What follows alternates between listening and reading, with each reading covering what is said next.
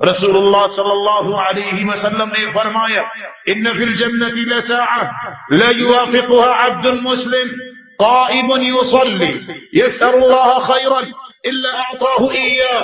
مسلمانوں، جمعہ کا دن اتنا مبارک دن ہے، اس دن ایک ایسی گھڑی آتی ہے جو بھی مسلمان جس چیز کی دعا کرے، جو بھی اللہ سے طلب کرے، مطالبہ کرے، الا اعطاه اياه، اللہ تعالیٰ اسے عطا کر دیتے ہیں. وقال بيده يقللها، اور آپ نے کہا یہ بہت چھوٹی گھڑی ہوتی ہے. وہی ساعة خفیفہ، بہت تھوڑا وقت ہوتا ہے اس گھڑی کا، اس لیے اس گھڑی کی تلاش میں رہا کرو. یہ کون سی گھڑی ہے؟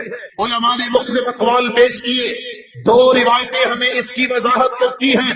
ایک روایت بتاتی ہے اس گھڑی کا وقت ہی ما بین ان یجلس الامام الى ان تقضى الصلاة، جب خطیب خطبہ دینے کے لیے منبر پہ آتا ہے اس وقت سے لے کر جب تک نماز ختم نہیں ہو جاتی، اس کے درمیان جتنا وقت گزرتا ہے یہ وقت اتنا مبارک ہے، جو بھی مانگو اللہ اسے قبول فرماتے ہیں.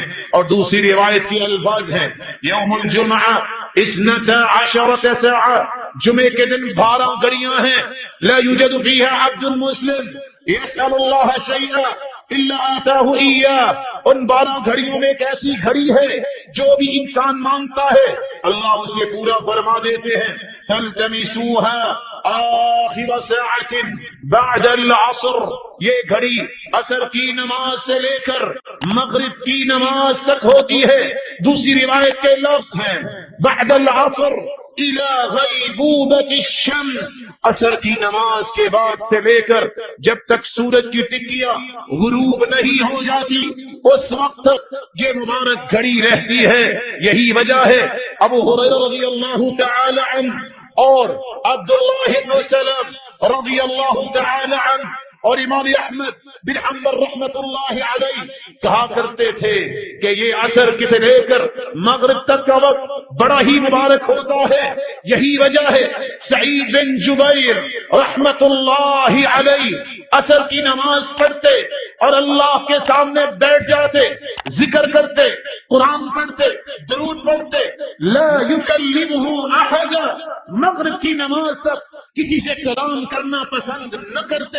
اور سلف صالحین کا یہ رویہ رہا ہے، جمعے کا دن ہوتا اور عصر کی نماز پڑھنے کے بعد اپنے گھر بھی جاتے، دروازہ بند کر لیتے اور کسی کو مغرب تک آنے کی اجازت نہ دیتے.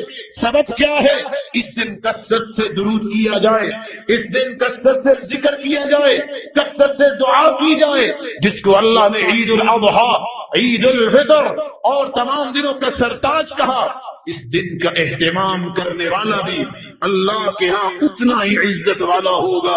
اللہ رب العزت اس دن کی عظمت اور اہمیت کو سمجھنے کی توفیق عطا